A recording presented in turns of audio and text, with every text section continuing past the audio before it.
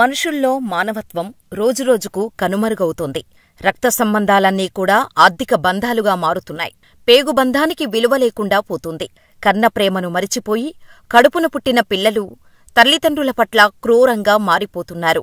వయసు మళ్లిన వృద్ధ తల్లిదండ్రులను పోషించటం కోసం బాల్యం నుంచే ఎంతో శ్రమించిన శ్రవణకుమారుడు పుట్టిన పుణ్యభూమిలో తల్లిదండ్రులు బతికుండగానే కన్నపిల్లలు పున్నామనరకం చూపిస్తున్నారు. ఏ తల్లి కడుపులో నుంచి వచ్చారో ఆ కడుపు మీదే తన్నుతున్నారు. ఆస్తుల కోసం తల్లిదండ్రులపై దారుణాలకు పాల్పడుతున్నారు. తాజాగా ఓ పుత్రరత్నం చేసిన పని అందరినీ విస్మయానికి గురిచేసింది. దీంతో పెద్దపల్లి జిల్లా కలెక్టర్ కోయ శ్రీహర్ష ఆ కొడుక్కి దిమ్మ తిరిగేలా బుద్ధి చెప్పారు. పెద్దపల్లి జిల్లా ధర్మారం మండలం పైడిచింతలపల్లి గ్రామంలో గడ్డం బాపురెడ్డి తన కుమారుడైన గడ్డం స్వామిరెడ్డికి తనకున్న 6 ఎకరాల 5 గుంటల భూమిని గిఫ్ట్ డీడ్ చేశాడు. కొడుకు కూడా జీవితంలో బాగా స్థిరపడ్డాడు కూడా. కాని అన్నీ చేకూర్చి ఇచ్చిన తండ్రి బాగోగులు పట్టించుకోకుండా కొంతకాలంగా తండ్రిని ఇబ్బంది పెడుతున్నాడు.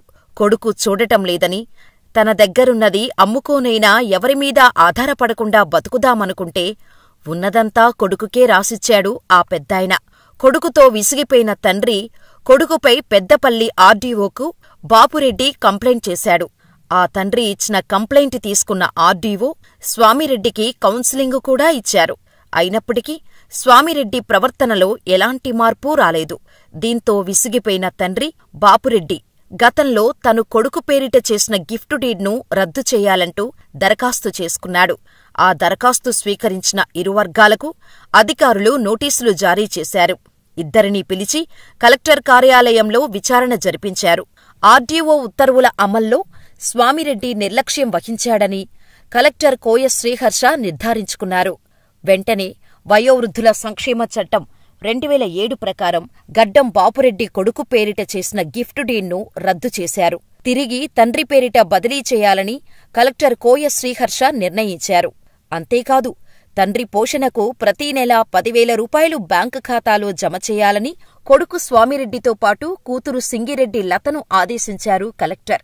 అంతేకాదు, తల్లిదండ్రుల బాగోగులను చూసుకోవాల్సిన బాధ్యత పిల్లలపై ఉంటుందని కలెక్టర్ కోయ శ్రీహర్ష అన్నారు. తల్లిదండ్రుల విషయంలో నిర్లక్ష్యం చేసేవారిపై చట్టరీత్యా చర్యలు తీసుకుంటామని హెచ్చరించారు.